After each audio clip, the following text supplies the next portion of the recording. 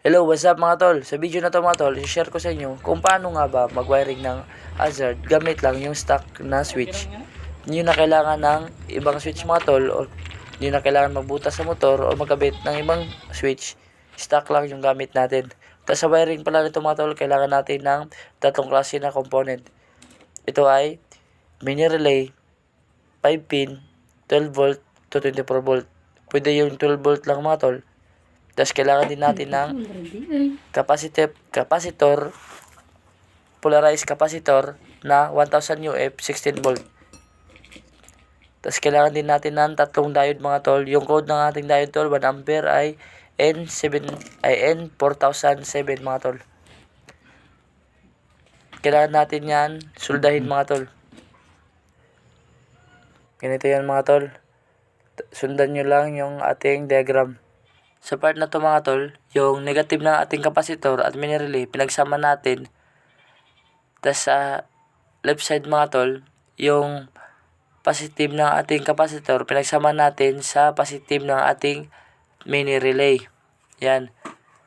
Tapos yung 87A or normally close ng ating mini relay mga tol, nag-jumper tayo ng wire connected sa 30 or common ng ating mini relay.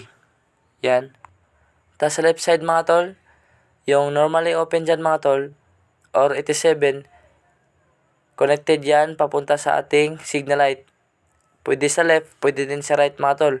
Basta importante, yung dalawang wire na galing sa capacitor at mini relay ay iba't iba ang kanilang triggered. Yan mga tol. Tapos dito naman sa diode mga tol, patinignan nyo mga tol, yung galing sa common at 87A, connected yan. Yung marking nila nakaharap sa taas. Yan. Yung isa papunta palabas.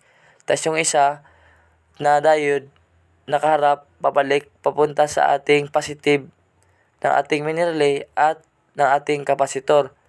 Tapos yung isa naman mga tol ay pabalik. Galing yan sa signal light.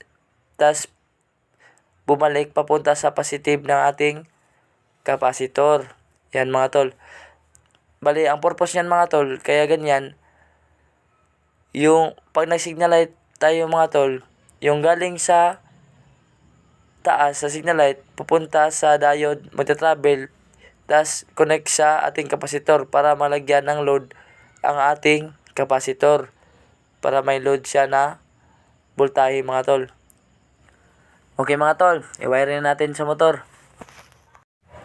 Yan mga tol, yung negative ng ating mini relay at capacitor nilagay natin sa body ground o negative ng ating motor.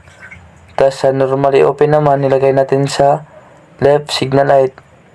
Tapos sa 87A at 30 common at normally close nilagay natin sa right signal light.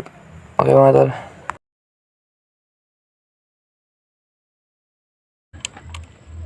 So paano naman i-trigger yung hazard mga tol?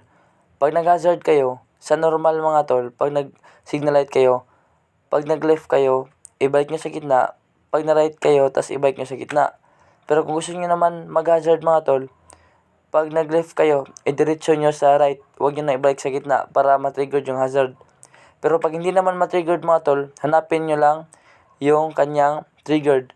Pag hindi na-triggered sa right, tas diretso sa left, unahin nyo naman sa left, tas diretso kayo sa right. Yan mga tol.